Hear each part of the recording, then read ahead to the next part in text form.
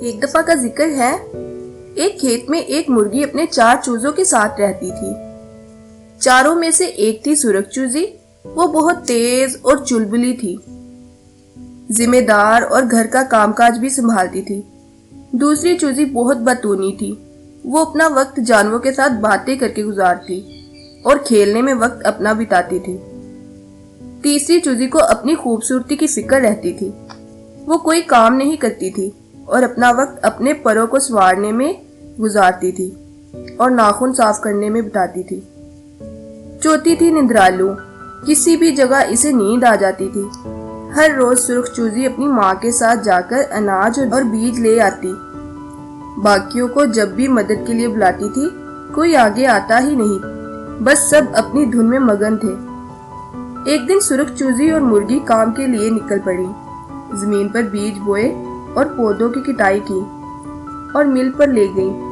روٹی کا آٹا بنانے کے لیے جب مرغی اور لال چوزی بیج اور روٹی لے کر گھر واپس آئیں تو باقی کے 3 چوزے دوڑتے ہوئے آئے اور سب کچھ کھانے لگے۔ ایسے ہی کچھ ہفتوں تک چلتا رہا۔ روز مرغی اور چھوٹی لال چوزی محنت کر کے کھانا لاتی اور باقی کے چوزے سب کچھ کھا کر مزے لیتے تھے۔ چھوٹے چوزے بڑے ہو گئے لیکن کچھ نہیں بدلا۔ مرغی اپنے بچوں کے رویے سے بہت دکھی تھی۔ سرخ چوزی بولی، ماں، آپ کی برا ماننے سے یہ 3 بدلنے والے نہیں ہیں۔ ہمیں اس مسئلے کا حل نکالنا پڑے گا۔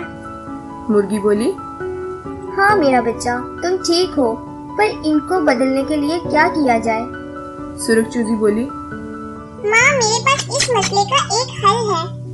چھوٹی سرخ مرغی نے اپنی ماں کو مسئلے کا حل بتایا۔ ہر روز کام کے بعد اب خالی ہاتھ آنے لگے۔ 3 دنوں تک چھوٹی مرغی پریشان ہو گئی۔ پہلے بہت بات چیت کرتی تھی پر اب کھانے کی وجہ سے کچھ بھی نہ بول پاتی۔ دوسری مرغی اتنی کمزور پڑ گئی اور اپنے پنکھوں کو سنوار نہ پاتی۔ تیسرے دن تک کسی کو بھوک کی وجہ سے نیند نہیں آئی۔ بے صبری سے اپنی ماں کا گھر آنے کا انتظار کر رہے تھے۔ جب ماں مرغی واپس آئی تب تینوں چوزے ماں کے پاس دوڑے کھانا مانگنے کے لیے۔ ماں بولی، صرف میں اور تمہاری بہن روز اتنا سارا کھانا نہیں لا پا رہی۔ اگر تم سب مدد کرو گے تو کام آسان ہو جائے گا۔